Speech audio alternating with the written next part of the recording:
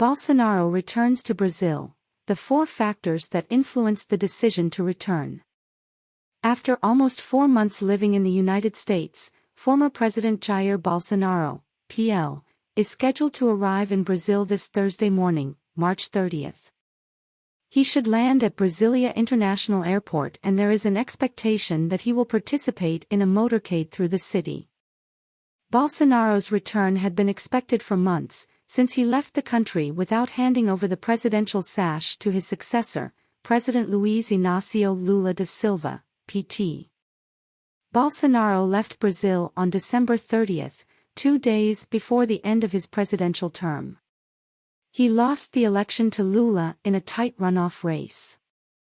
On a Brazilian Air Force, FAB, plane, he boarded with advisors and the then First Lady, Michelle Bolsonaro, to Florida. Initially, he stayed at the home of martial arts fighter José Aldo. Since then, he has participated in conservative events in the United States and, from there, has been criticizing the first steps taken by the Lula government.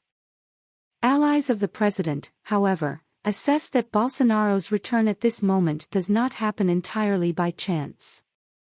Parliamentarians and sources who asked not to be identified point out that Bolsonaro's calculation for his return to Brazil met at least 4 main reasons. Check below the 4 main factors that influenced Bolsonaro's calculation to return to Brazil. Lula's political wear. A source interviewed by the report that closely follows Bolsonaro's return to the country believes that the former president's return is against the backdrop of a perception that, due to several factors, Lula is in a moment of marked political wear and tear, atypical for a representative who has just assumed the presidency. The episodes that would best translate this wear and tear happened last week. The first was during an interview given by Lula to Portal 247, in which he used a profanity to refer to what he thought about former judge and now Senator Sergio Moro during the period in which he was imprisoned in the federal police jail in Paraná.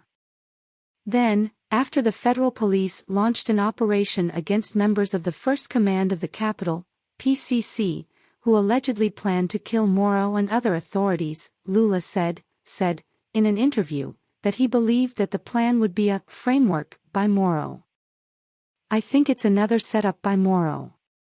I want to be cautious, it is visible that it is a frame by Moro. I'm going to research, I'm going to find out, said Lula. The statement caused a negative reaction and was opposed by his opponents and by Moro, who said that Lula would be responsible for anything that happened to his family. In addition to the wear and tear caused by his statements, Lula is also facing difficulties with the National Congress. Despite having distributed ministries to so-called central parties, such as União Brasil, the perception is that his government still does not have a solid base in parliament capable of approving its projects. This perception had been expressed in statements by the President of the Chamber of Deputies, Arthur Lira, PPAL, and the leader of União Brasil, Deputy Elmar Nascimento, BA, who said, in an interview with the newspaper Folha de S. Paulo, that despite of having 3 ministries, it would not be convenient for the party to enter the base of the government. In recent days, the government has been on high alert after Lira and the President of the Senate, Rodrigo Pacheco, PSDMG, began to debate the procedure for processing provisional measures.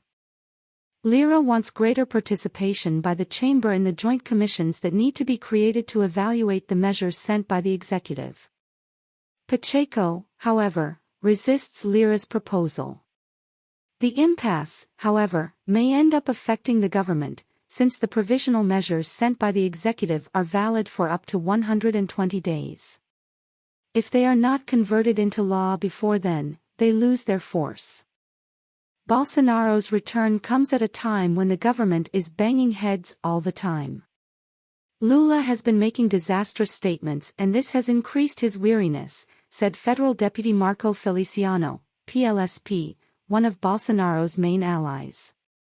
The president, Bolsonaro, is uncontrollable and does the things that come out of his head, but, for sure, he comes back in a moment of great wear and tear for Lula. both for the statements and for the lack of political articulation, said the Deputy Federal Captain Augusto, PLSP. Economy at idle. Another point highlighted by Bolsonaro's allies when analyzing what led the former president to return now is the country's economic scenario. Almost 3 months after assuming the presidency of the republic, Lula still hasn't managed to reap his first positive results in the economic area. One of the main and most immediate battles waged by Lula in this area has been the fall in the economy's basic interest rate, defined by the central bank and whose objective is to control the advance of inflation. Since the beginning of his mandate, Lula and his closest allies, such as the federal deputy and national president of the PT Gleisi Hoffmann, PR, have openly criticized the president of the central bank, Roberto Campos Neto, on account of the current level of the interest, which is 13.75% per year, considered one of the highest in the world. The criticism is that rates at this level discourage private investment, making job creation and GDP growth difficult. And GDP growth is one of Lula's main goals.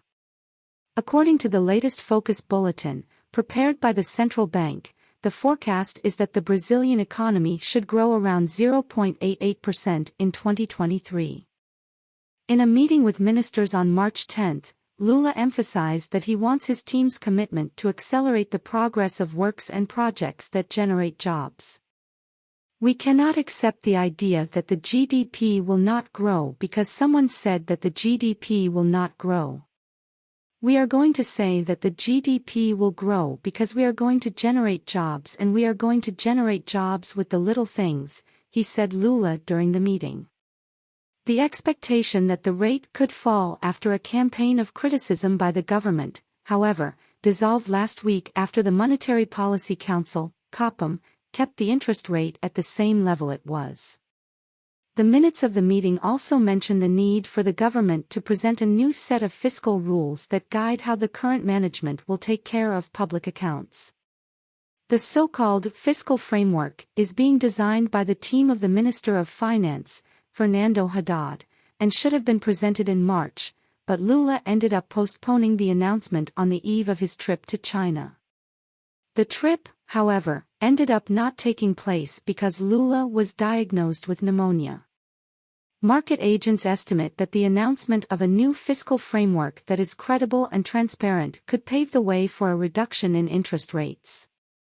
A source who closely follows Bolsonaro's return cited the fragility of Lula's economic agenda as one of the elements that influenced the former president's choice of timing for his return. According to him, with little more than a week left for the 100-day mark in office, Lula would have little to show in this area.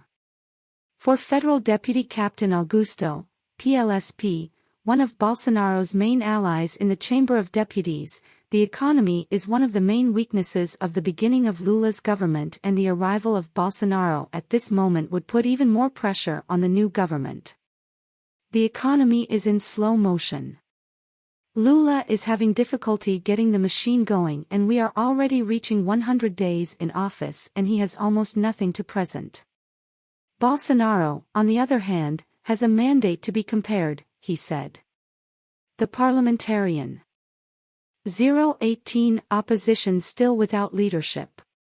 One of the factors that, according to allies, also influenced the choice of time for Bolsonaro's return is the fact that, since his departure, the conservative right in the country would not have found any other substitute to lead the opposition to the Lula government.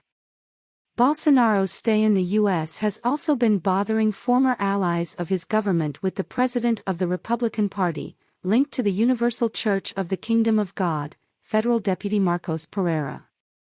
In an interview with the newspaper Folha de S. Paulo earlier this month, he said that Bolsonaro would not be an opposition leader. I don't think so, because if he were the leader of the opposition, he would have to be in the opposition here in Brazil. He is a tourist in the United States, he said. Some of the main right-wing names in parliament still would not have managed to become protagonists of the opposition to the Lula government. Among them is Federal Deputy Nicolas Ferreira, PLMG, who was the most voted in Brazil in 2023, with 1.4 million votes. On International Women's Day, he starred in a controversial episode when he wore a wig and made a statement with phrases interpreted as offensive to the LGBTQIA+ community. The other opposition name that has regained some notoriety in recent days is Moro, especially after Lula's speeches about him. Despite this, Bolsonaro's allies understand that none of these leaders would, today, be in a position to organize opposition to the Lula government. The conservative wing of the right still sees Bolsonaro as the country's main leader in this field. No one came forward during the time he was away and took over that post, said Deputy Marco Feliciano. There is no other leader nowadays. Just as Lula is the main leader on the left, Bolsonaro is the main leader on the right. New leaders don't emerge overnight, said Deputy Captain Augusto. Bolsonaro's as electoral cables.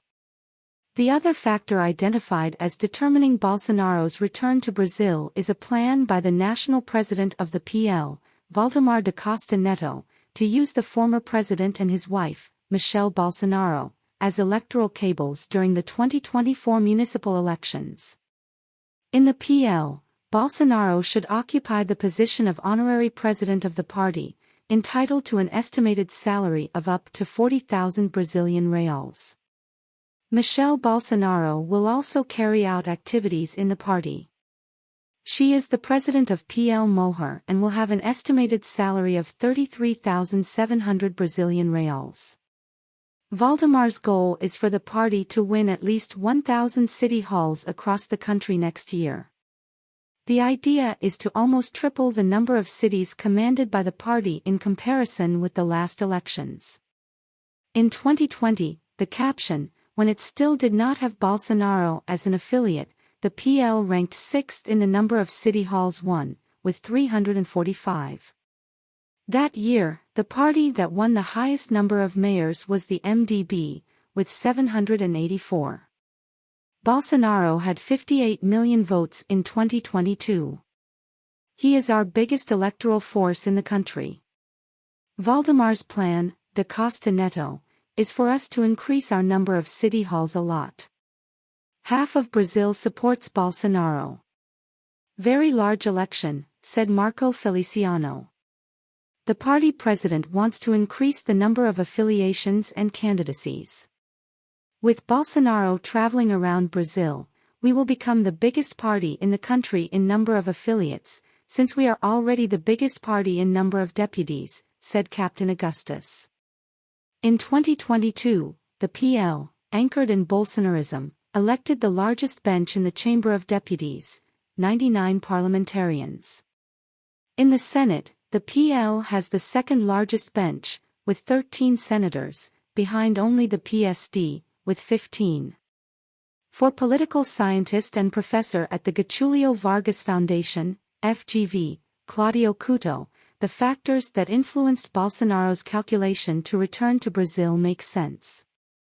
In fact, all of these are weaknesses of the Lula government and that favor Bolsonaro, said Couto. The professor said, however, that not everything will be easy for Bolsonaro upon his return. His problem is that several skeletons in the closet are appearing, which makes his situation very difficult, evaluated Couto. For the professor, Bolsonaro's return could make Lula's life in government more difficult. I think that Lula has nothing to gain from him here, unless Bolsonaro's judicial situation gets worse. For example, with an arrest or a search and seizure. This reverses the sign. If none of that happens, Bolsonaro circulating around here, it's bad for Lula, he said.